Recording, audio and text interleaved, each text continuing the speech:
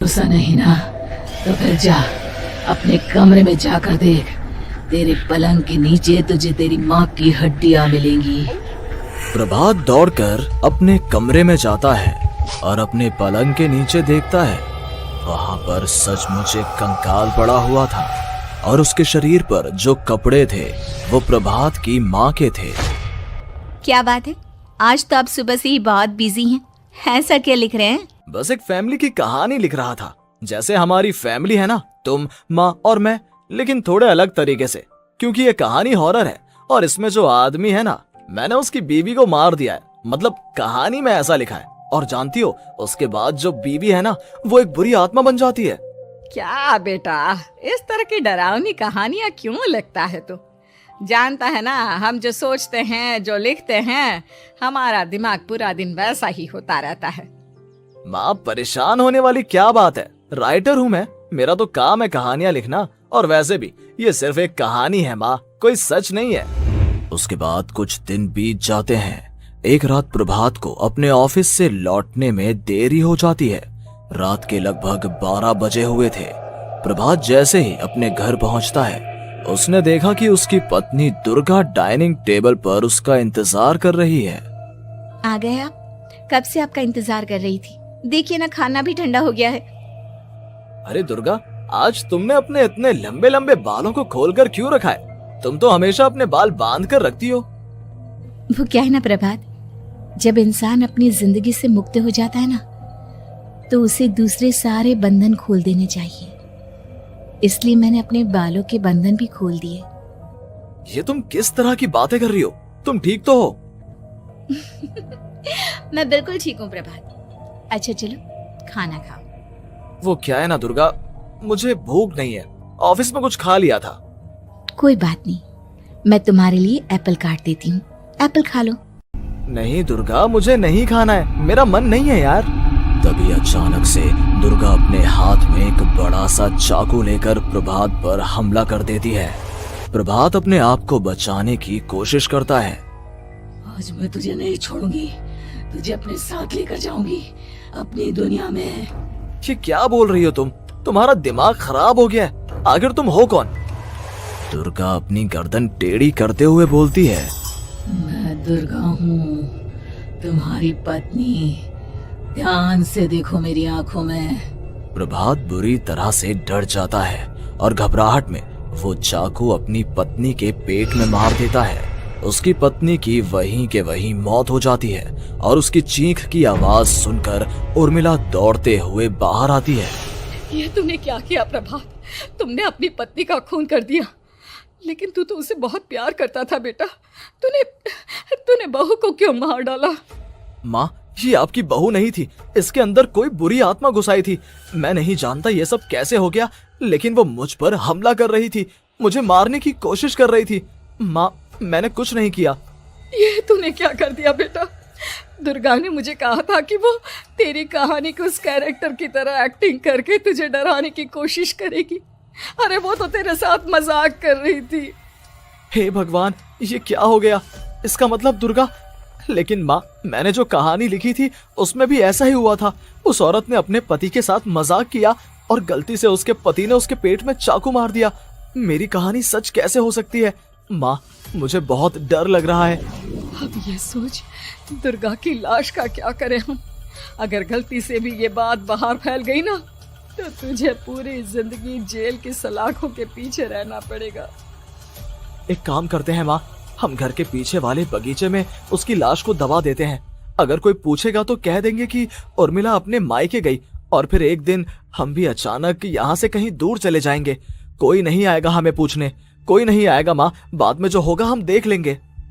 प्रभात अपनी माँ उर्मिला की मदद से दुर्गा की लाश को अपने घर के बगीचे में गाड़ देता है। कुछ दिन तो ऐसे ही बीत जाते हैं, लेकिन एक दिन अचानक रसोई से आ रही कुछ आवाजें सुनकर प्रभात की नींद खुलती है।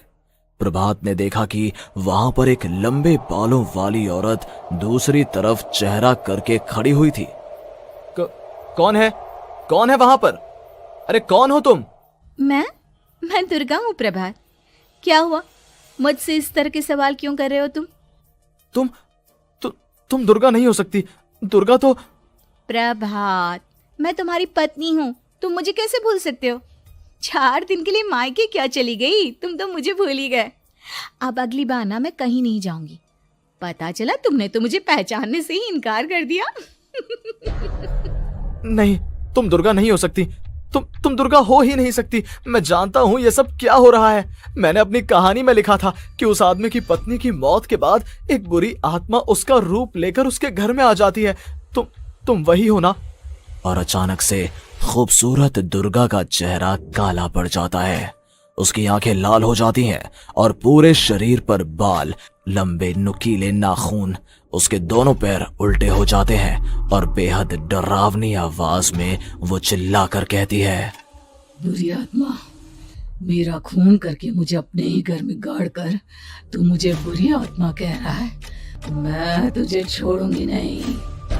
और अचानक से प्रभात के घर में बेहद डरावनी आवाजें गूंजने लगती हैं। घर में चारों तरफ बहुत सारी बुरी आत्माएं नजर आने लगती हैं।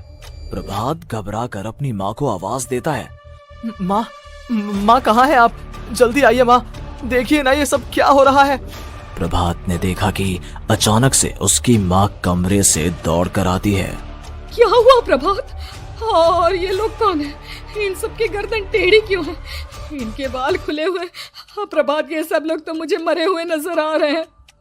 हाँ माँ, ये सब लोग मरे हुए ही हैं और ये ठीक वैसा ही हो रहा है जैसा मेरी कहानी में हुआ था।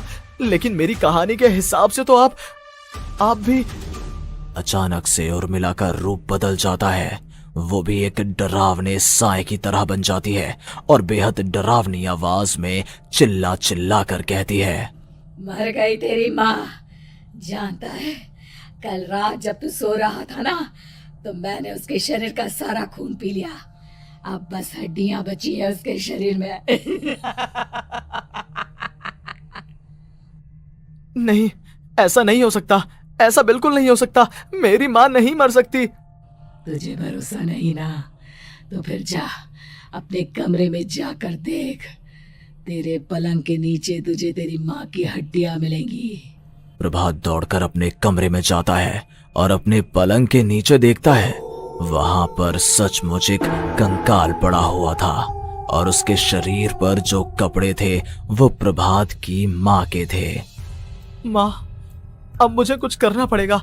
लेकिन मेरी कहानी में लिखा था कि माँ की मौत मेरे हाथों से होगी, पर माँ तो पहले ही मर चुकी है और वो बुरी आत्मा मुझे भी मार देगी। नहीं, इससे पहले कि वो मुझे कुछ करे, मुझे उसका काम खत्म करना होगा। प्रभात अपने हाथ में बड़ा सा चाकू लेकर उस बुरी आत्मा पर हमला कर देता है जिसने प्रभात की माँ का रूप लिया हुआ था, और अगले ही पल वो नीचे गिर जाती है और उसके शरीर से खून बहने लगता है। ऐसा नहीं हो सकता, एक बुरी आत्मा के शरीर में तो खून होता ही नहीं है। तो क्या सच में मैंने अपनी माँ को मार दिया? लेकिन अभी कुछ देर पहले तो फिर वो कंकाल किसका है? और ये कौन है? मैं पागल हो जाऊंगा। और अपनी माँ की लाश, इसका मैं क्या करूं?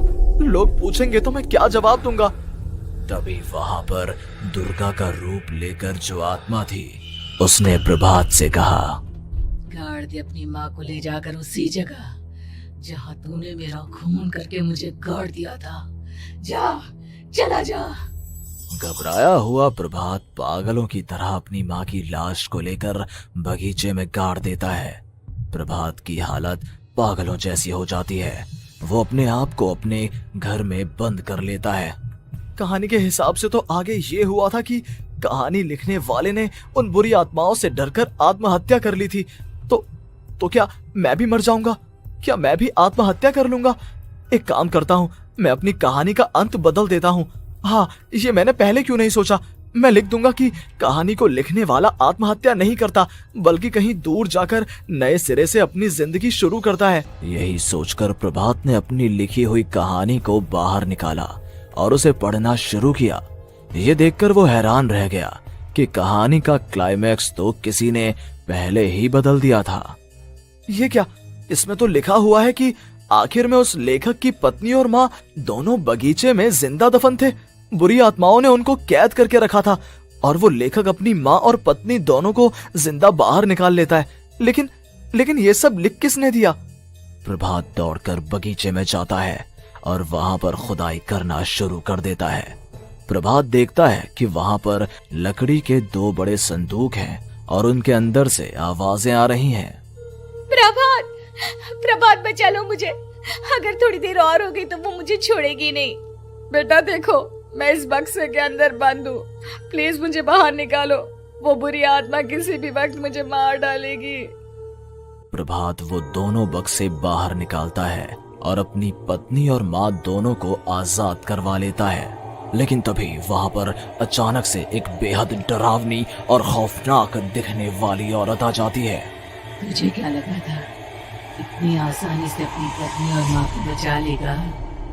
बस 5 मिनट और उसके बाद अमावस का चांद आसमान में आने ही वाला है। लेकिन तूने इन दोनों को बाहर निकाल लिया, अब तुझे मरना होगा। नहीं, मैं जानता हूँ मैं नहीं मरूंगा, और अब आगे क्या करना है ये भी मुझे पता है।